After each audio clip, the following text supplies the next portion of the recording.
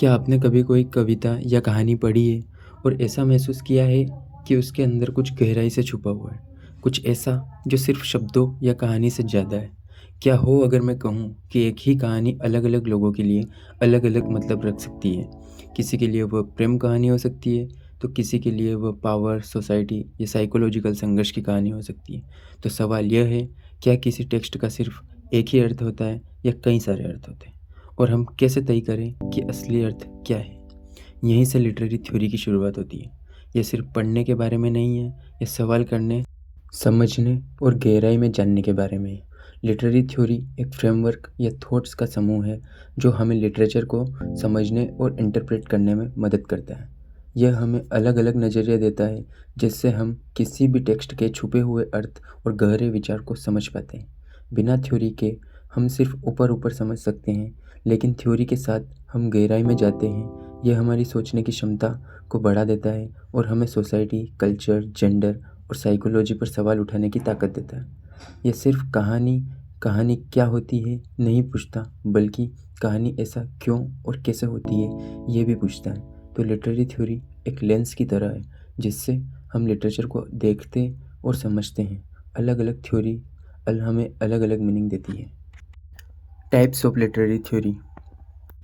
English literature में total 14 important theory है जो हमें किसी भी टेक्स्ट को अलग अलग तरीके से समझने में मदद करती है। First, formalism. ये टेक्स्ट की लैंग्वेज, स्ट्रक्चर और लिटरेरी डिवाइस पर ध्यान दिलाती है। Second, Marxism. ये class struggle and power in literature को बताती है। Third, feminism. ये महिलाओं की स्थिति और जेंडर इनइक्वालिटी पे ध्यान दिलाती है। Psycho analysis. यह लोगों के अंदर छिपे थॉट्स और अनकॉन्शियस मन को समझाती है। Fifth, post structuralism. ये मीनिंग नेवर फिक्स्ड। मीनिंग कभी भी एक जैसा नहीं होता है, वो हमेशा बदलता रहता है, ये हमें बताती है। Sixth, new criticism. बस टेक्स्ट से मतलब रखना, राइटर से कोई मतलब नहीं। Seven, practical criticism. ये भी बिल्कुल न्यू क्रिटिसिज्म जैसी ही है, same to same. Eighth, queer theory. समाज में थर्ड जेंडर के बारे में बात करती है, जैसे लेस्बियन, बाइसेक्सुअल, ट्रांसजेंडर के बारे में। Ninth, structuralism. एक टेक्स्ट का एक ही मीनिंग होगा, यह समझाती है। Tenth, reader response theory. Reader उस टेक्स्ट से क्या मतलब निकालता है, उससे मतलब है। रीडर के परसेप्शन से, ऑथर से कोई मतलब नहीं। 11th, new historicism.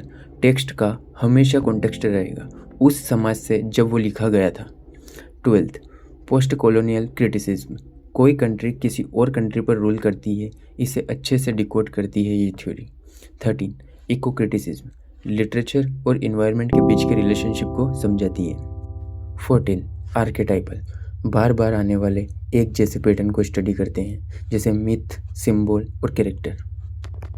Literary theory सिर्फ एक कॉन्सेप्ट नहीं है, यह लिटरेचर को अलग नज़रिए से देखने का एक पावरफुल तरीका है। जितना आप इसे सीखेंगे उतनी आपकी समझ गहरी होती जाएगी और इसे समझना आसान है, बस सही गाइडेंस के साथ। इस सीरीज़ में मैं आपको सारी की सारी 14 थ्योरी प्रीवियस ईयर क्वेश्चन के साथ समझाऊंगा, जो आपको आसानी से समझ आ जाएगी, वो भी हिंदी में आसान भाषा के साथ। हर दिन एक लिटरेरी थ्योरी। इस सीरीज़ को देखने के बाद आपका लिटरेरी थ्योरी से रिलेटेड कोई डाउट नहीं रह जाएगा। ये सारी की सारी थ्योरी एक ही प्लेलिस्ट में मिल जाएगी, जिसका नाम हम रखेंगे लिटरेरी थ्योरी। धन्यवाद।